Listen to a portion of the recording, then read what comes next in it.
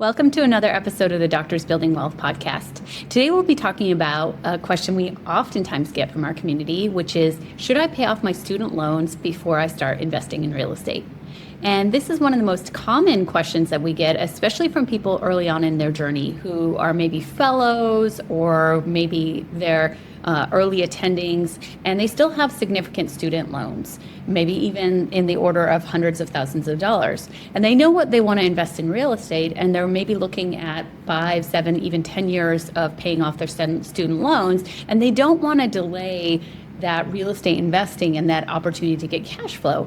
But they also want to pay off their student loans. And so they're kind of split about it. Now, this is really a personalized decision, and different people will choose different paths depending on what's most important to them. But today we really wanted to spend some time talking about what the arguments are for starting to invest first rather than pay off your student loans first.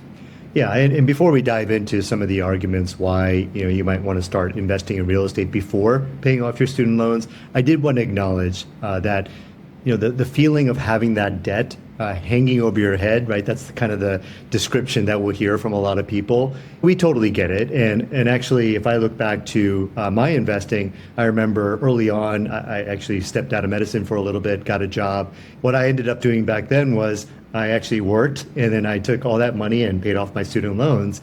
And I did that before starting to invest. At that point, I wasn't even really thinking about investing. It was really early on in my career. But that was the first instinct that I had when I started making money outside of medicine, and I had some money to spend, and I was like, okay, I'm going to pay off my student loans. Yeah, and same with me. I didn't even think about real estate investing, but I had well over 6 figures in student loans and did end up paying them off before we started real estate investing. Again, wasn't in that situation where I had to make that choice. So we definitely want to acknowledge the emotional charge that comes from having hundreds of thousands of dollars of student loans.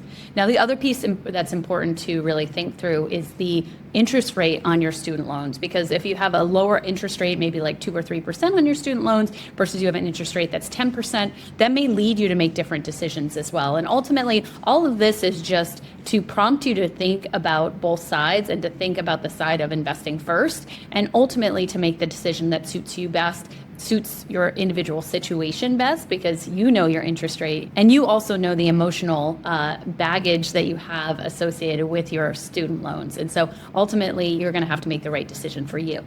With that, let's jump right into why we think that you might consider investing before paying off your student loans. So first of all, a lot of people come out of med school with hundreds of thousands of dollars of student loans. I think the average last time I looked up was well over 200,000, and that's a significant amount. And so if you think through paying that off, it may take you at least 5, if not 10 years, even with putting a ton of money each year towards those loans. And 5 or 10 years is a huge amount of time to delay real estate investing. In 5 or 10 years, the amount of traction you can get and growth in your real estate portfolio, especially if you're really cognizant about reinvesting a lot of the cash flow, the tax savings that you get from your real estate portfolio, and maximizing your return on equity by turning over properties or doing cash out refinances, that can really allow you to make huge strides in 5 or 10 years. We got personally, financially free in 3 years of real estate investing. And so you can imagine how much progress you will potentially lose if you put off investing for many, many years. Yeah, and I just think of this as the return that you can get from real estate investing compared to the interest rate that you're paying on your student loans. Now, because we have confidence in our abilities to invest, we feel very confident that we can generate a very, very high return with real estate. And so in that context, when we think about that low interest rate, it just doesn't make sense. The amount of compounding that you can create, the amount of wealth that you can build in a very short period of time when you have that really high rate of return, completely blows out of the water the low interest rate on your student loans, and it actually makes it easier for you to pay off those student loans, especially when you're generating that high rate of return.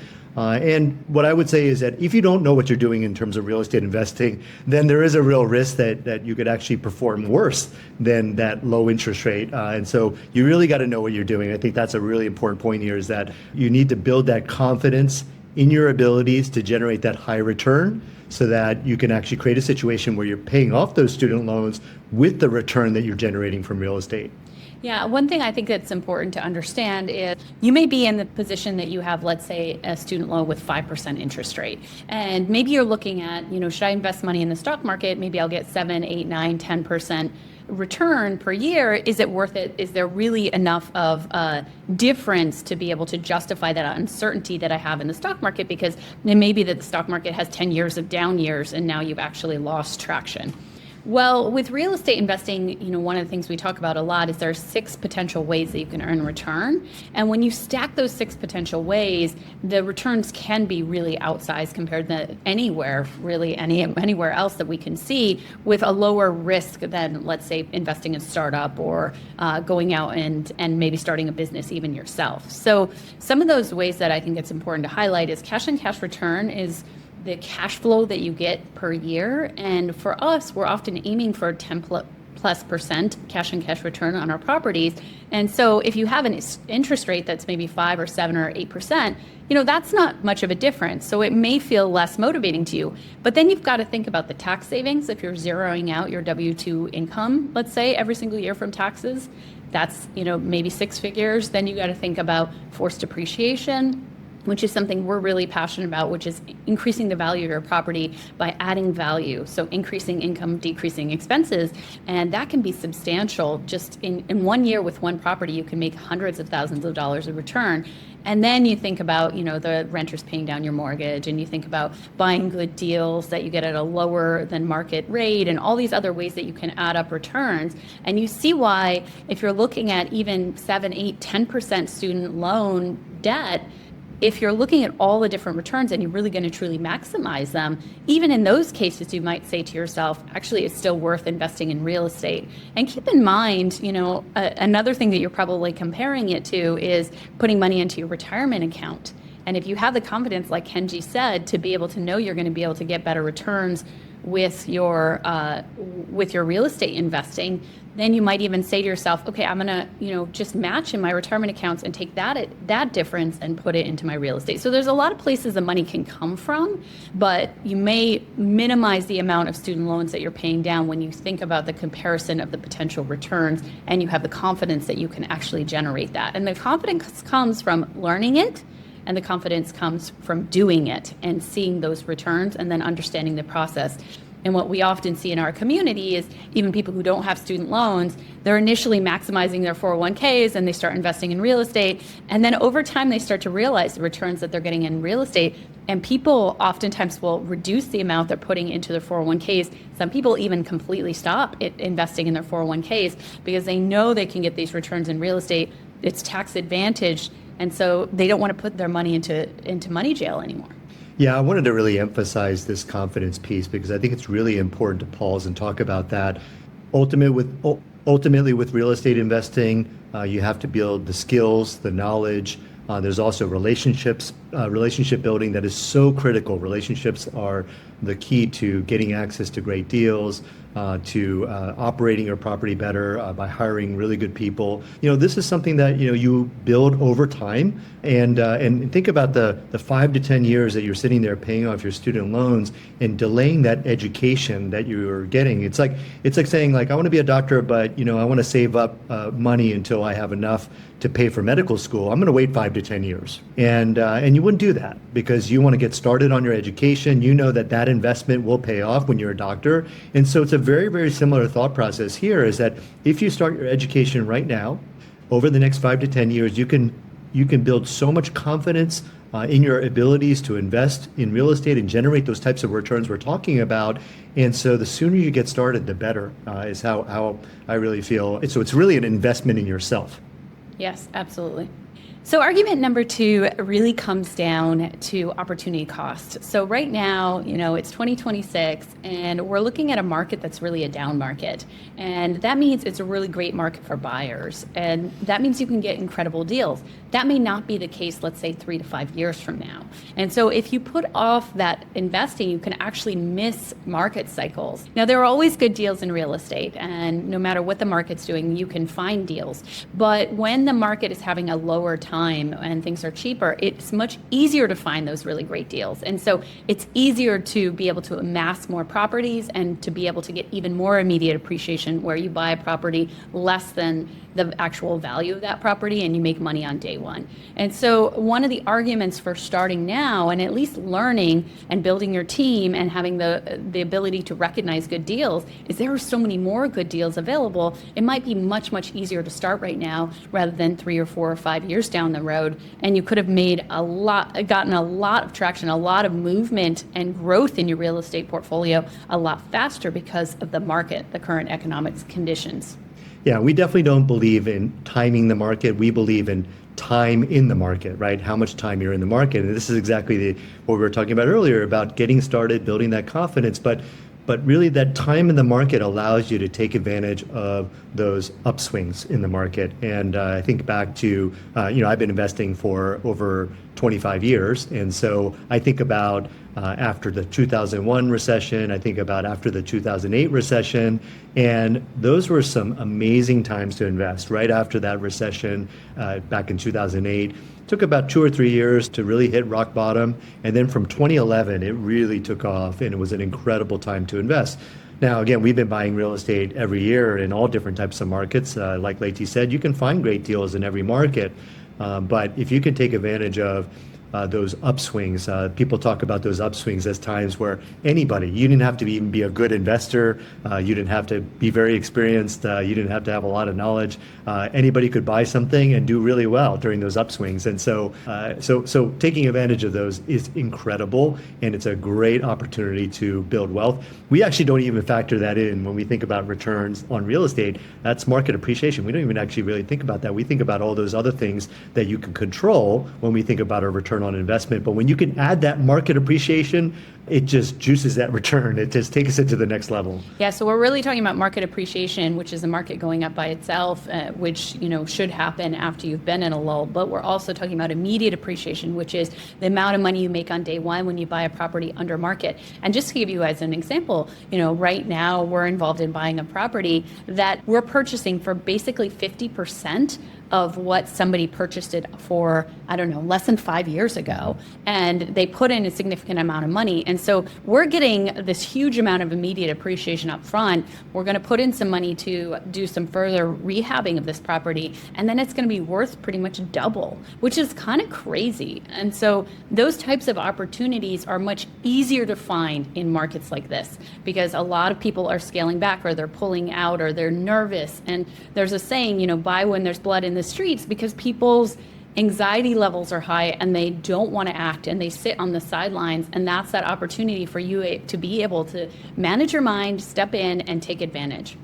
Now, the next one is about risk, and I think this is really important. So let's say you are a new attending. Now you have your job, you have your W-2 income coming in, you've got your student loans, but you've only got one source of income.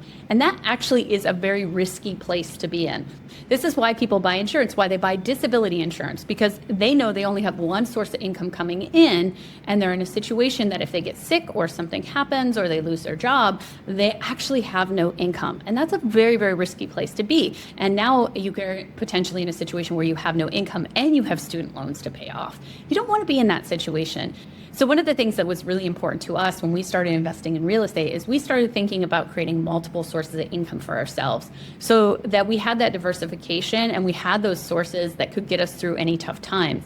Real estate is just one source of our different forms of income. We actually now have multiple sources. And, when you think about it, if you start building that real estate income and something does happen to your job, you have the opportunity to be able to float yourself for a while if you have cash flow.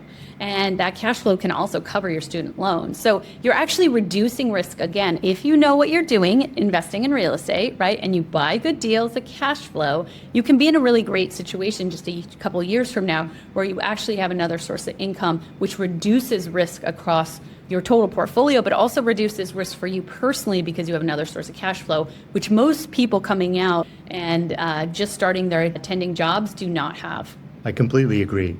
Now, the next one is a big one, and this is taxes.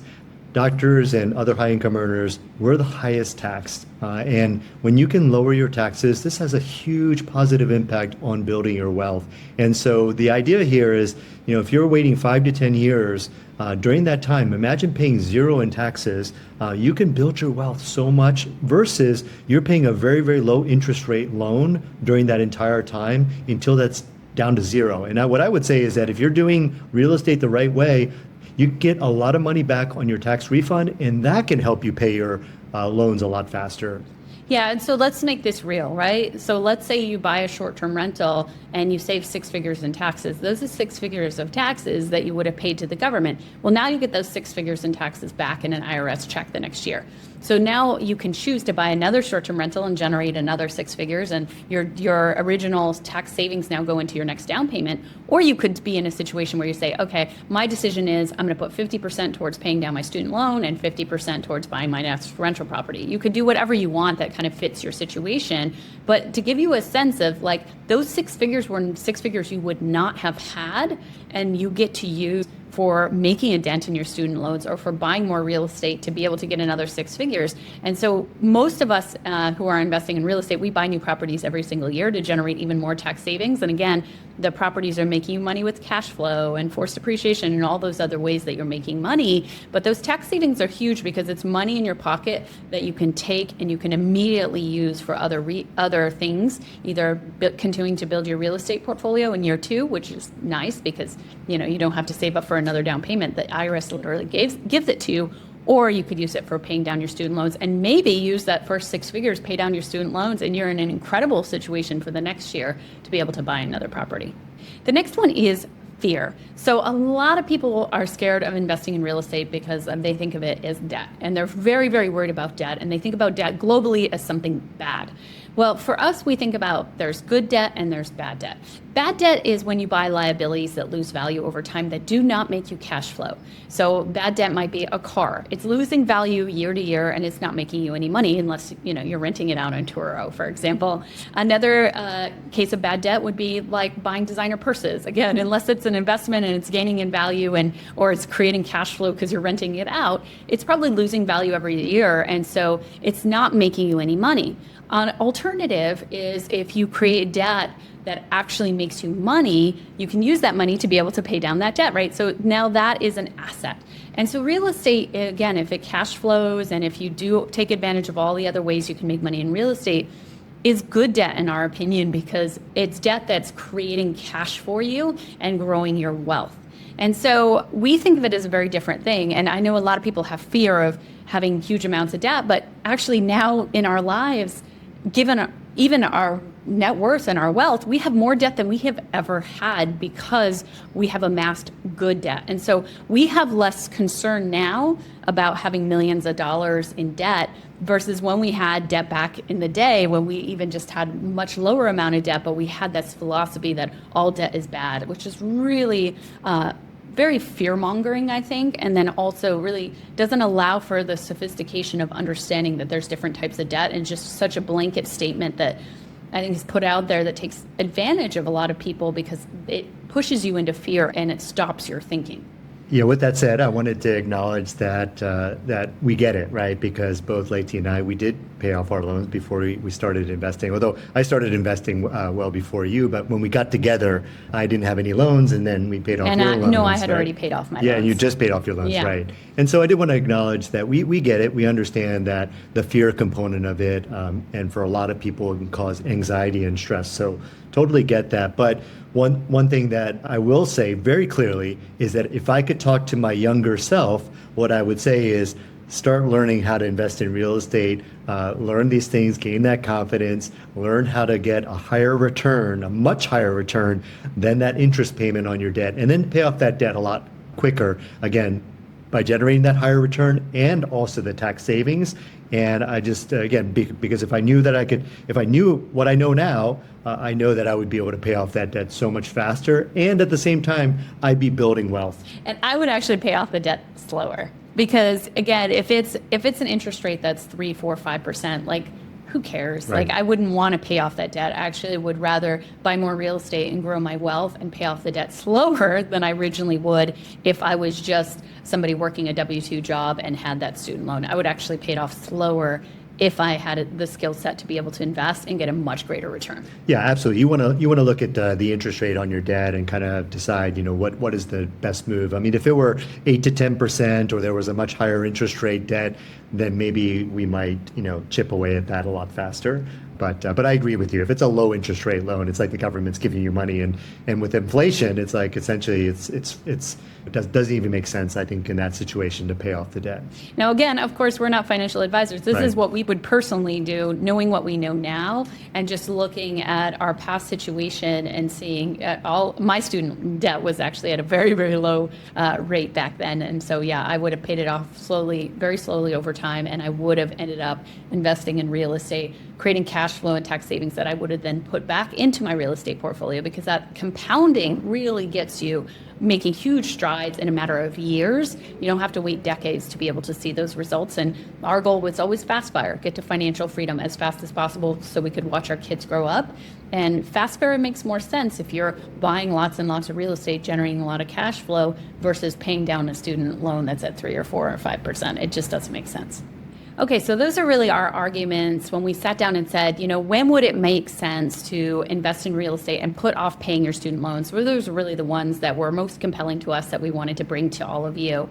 Now, this, again, is not an either or, right? It's about thinking through your situation, and what you might find is you go out, you start learning how to invest in real estate, and you go all in and you really do the minimum with your student debt and you build up a significant real estate portfolio. You might find that you're a person who builds up your real estate portfolio more slowly over time, and you use some of those proceeds every single year to pay down your student loans more aggressively.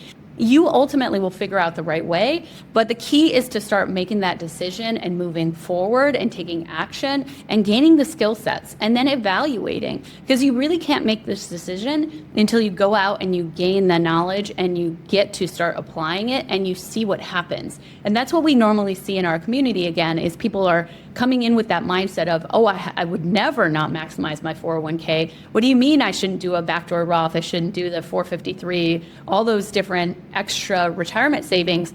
And by a couple years into their real estate portfolio, what we generally see is people are like, oh my gosh, I'm getting so much greater returns. This is money I can use now. I don't have to wait until I'm 65.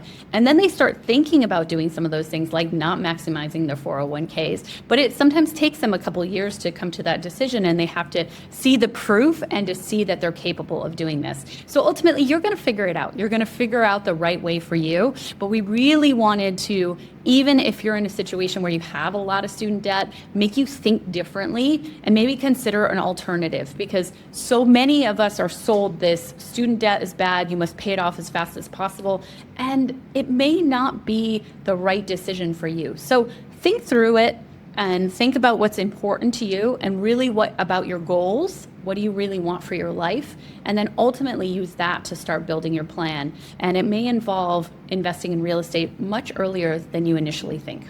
Yeah, I really think the main question here isn't should I, pay off my student loan first. I think it's how do I start building assets while managing that debt responsibly? I think that's a much better question. Ultimately, building assets, right, accumulating those rental properties as well as other assets. That's really the key. That's what we learned in Rich Dad Poor Dad. You want to build up your asset column, decrease your liabilities, right? But if you can grow that asset column a lot bigger than those liabilities, and you can with real estate, then you're going to be building wealth. Thanks for joining us in this episode of the Doctors Building Wealth podcast. If you enjoyed this episode or it was really helpful to you, make sure to pass it along to somebody else who maybe has some student loans and is debating, should I pay off my loans first or should I invest in real estate? And subscribe to our channel so you never miss an episode of the Doctors Building Wealth podcast. We'll see you next time.